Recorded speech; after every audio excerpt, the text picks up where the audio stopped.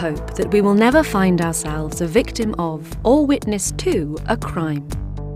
But if we were, how confident are we that we would correctly identify the perpetrator or even remember accurately exactly what happened? My name's Graham Pike. I'm a Professor of Forensic Cognition here at the Open University's Department of Psychology.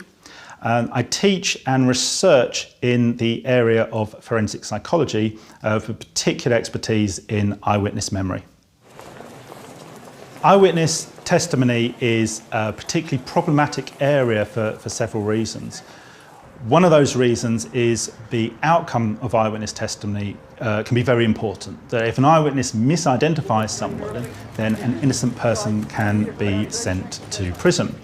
One of the other problems with it is the difference between everyday cognition, so how our brains work in everyday situations, and how they work in the very special scenario of seeing a crime. So our everyday experience of how our mind works is usually quite positive. We recognise our family and friends without any problems.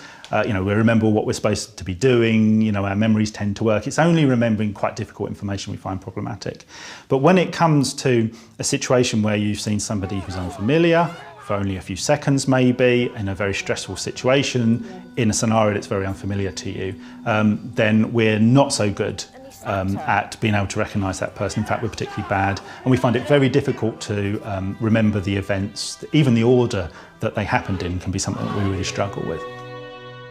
So eyewitnesses tend to make a lot of mistakes, but importantly, they don't realise that they're making them. Testing the reliability of eyewitness testimony is actually quite difficult. It's very hard to replicate exactly the situation that would happen in a court. For instance, what we can't do is commit really violent crimes in front of research participants because it would be unethical. We also can't introduce something called consequentiality. Now, that refers to the consequences of a decision that's taken.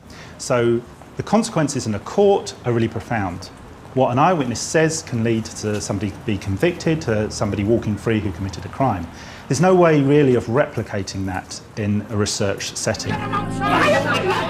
Graham worked with the Greater Manchester Police on a fascinating television series that explored the issues around eyewitness behaviour through experiments and by staging convincing mock crimes in front of a group of volunteers.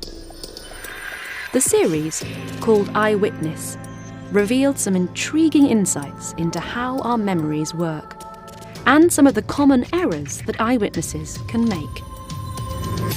As a demonstration of human memory, we actually showed a piece of kind of modern art to our eyewitnesses and asked them to describe it, and asked them to say kind of what it reminded them of.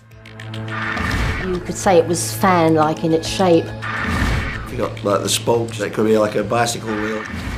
A few weeks later, we then got them to draw from memory that piece of art. And what we found was that rather than replicate the piece of art, what the people tended to do was replicate what they'd said it looked like. So if the person had said, well, it kind of reminds me of a bicycle wheel, then what they drew was a bicycle wheel. So what they'd done was interpreted that piece of modern art as what it reminded them of, but then remembered it in terms of that. So not exactly how it looked, but what it reminded them of. And it was that they reproduced. You'd given the picture.